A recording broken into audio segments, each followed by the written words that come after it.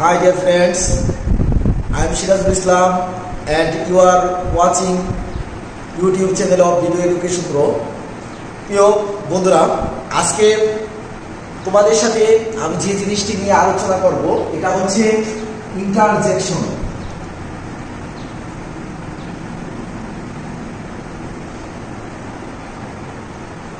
তাহলে প্রিয় বন্ধুরা, এখানে লক্ষ্য করো যে ইন্টারজেকশন, তাহলে ইন্টারজেকশনের বাংলা হচ্ছে আবেগ সূচক অবয়ব। আমরা জেনে নিলাম ইন্টারজেকশনের বাংলা হচ্ছে আবেগ সূচক অবয়ব। এখন তাহলে ইন্টারজেকশন কাকে বলে? আমরা যদি ইংরেজিতে ইন্টারজেকশনের সংজ্ঞাটা দিই, ডেফিনিশনটা ইংরেজিতে ইন্টারজেকশনের ডেফিনিশন, তাহলে হবে words that express any joy, sorrow, laughter, approval,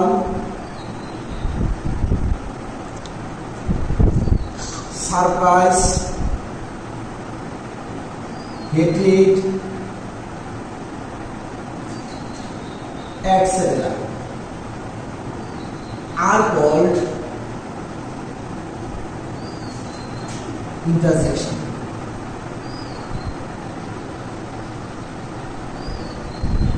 তাহলে প্রিয় শিক্ষার্থীরা, আমরা যদি ইংরেজিতে ইন্টারজেকশনের সংজ্ঞাটা একেবারে বলি, তাহলে হবে words that express any joy, sorrow, laughter, approval, surprise, hatred, etcetera আর কল্ড ইন্টারজেকশন। তাহলে যে সকল শব্দ দিয়ে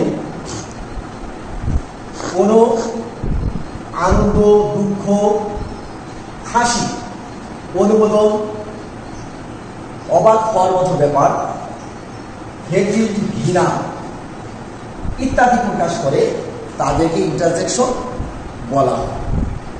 তাহলে প্রিয় শিক্ষার্থীরা, আমরা যদি বাংলা ইন্টারজেকশনের সংজ্ঞাটা দিই, তাহলে হবে এরকম: যে সকল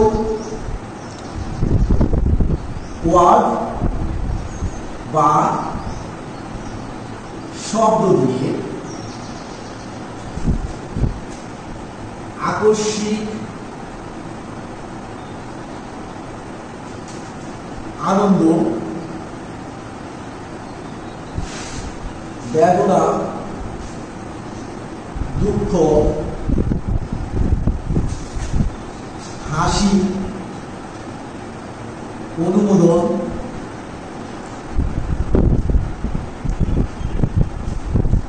ঘৃণা ইত্যাদি প্রকাশ করে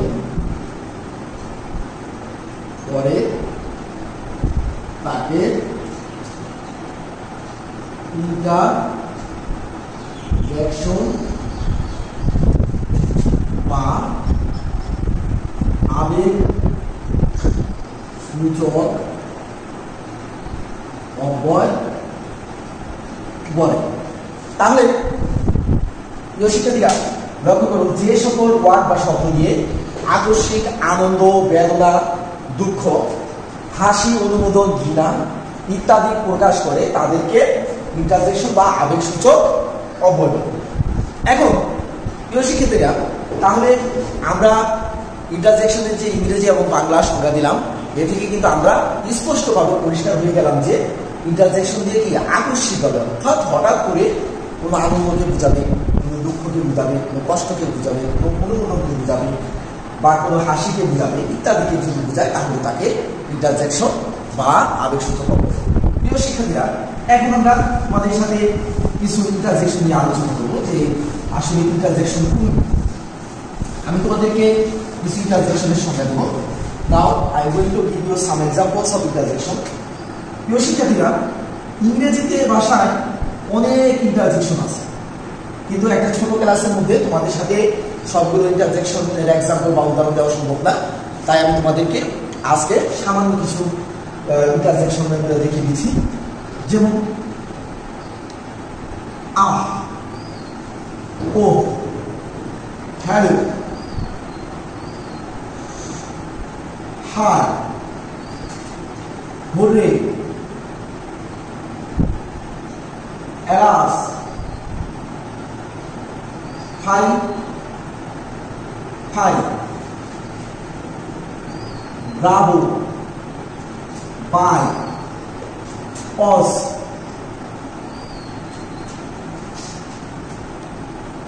এটসেট্রা। তাহলে প্রিয় শিক্ষার্থীরা, এখানে দেখতে পাচ্ছ কতগুলি ইন্টারজেকশন। ধরুন ah, oh, hello, hi, hurray, alas, hi, hi, bravo, bye, oops, etcetera.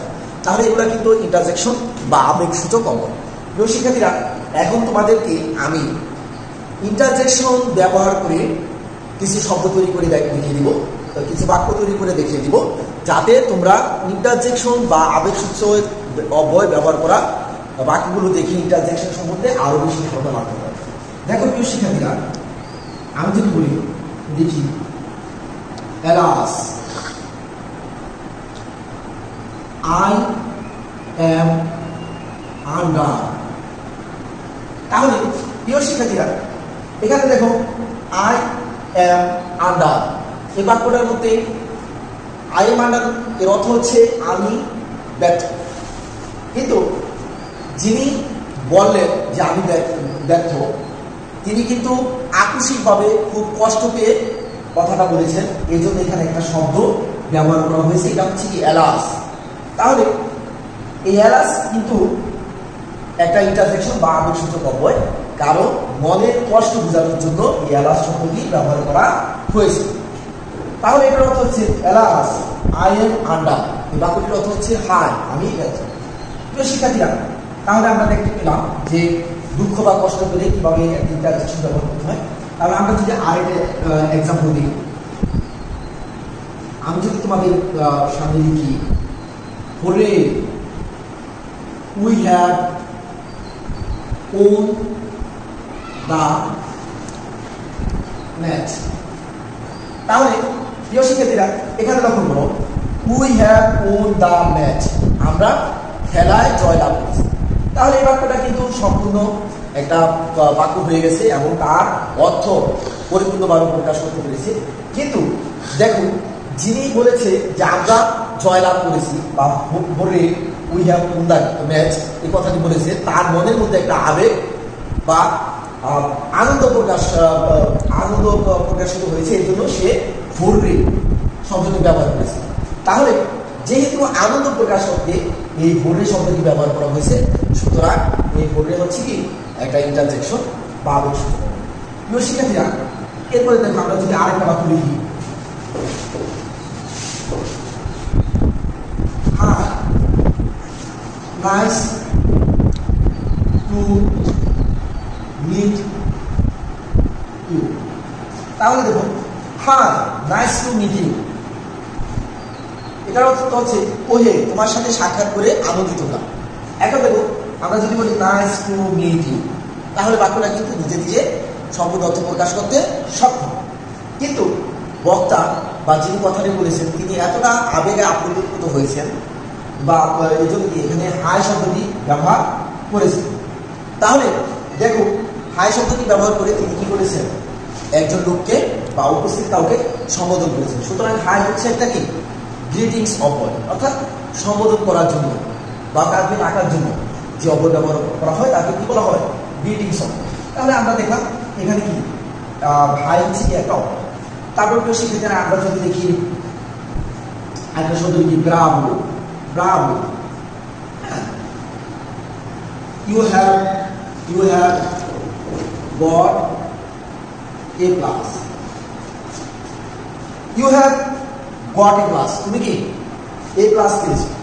তাহলে এই বাক্যটা কিন্তু নিজে নিজে কি অর্থ প্রকাশ করতে সক্ষম হয়েছে। কিন্তু বক্তা কি করেছে, এখানে ব্রাভো শব্দটি ব্যবহার করেছে। অর্থাৎ আমরা যদি ব্রাভো শব্দটি ব্যবহার করে বলি বাক্যটা, তাহলে bravo, you have got A plus, সাবাস তুমি এ প্লাস পেয়েছো। তাহলে দেখো শিক্ষার্থীরা, ইন্টারজেকশন নিয়ে আমি এ পর্যন্ত যে আলোচনা করলাম, আমি আশা করি তোমরা ইন্টারজেকশন সম্পর্কে খুব ভালোভাবে বুঝতে পেরেছো। এবং শিক্ষার্থী বন্ধুরা, আমি পরবর্তীতে যেদিন তোমাদের সাথে ক্লাসিফিকেশন অফ ইন্টারজেকশন নিয়ে আলোচনা করব, সেদিন বিষয়টা তোমাদের কাছে আরো বেশি স্পষ্ট হয়ে যাবে। তোমরা ইন্টারজেকশন বা আবেগসূচক অব্যয় সম্পর্কে আরো বেশি বুঝতে পারবে, সে আশাবাদ ব্যক্ত করে তোমাদের সকলের সুস্বাস্থ্য কামনা করে আজকের মধ্যে এখানে বিদায় দিচ্ছি। আল্লাহ হাফেজ।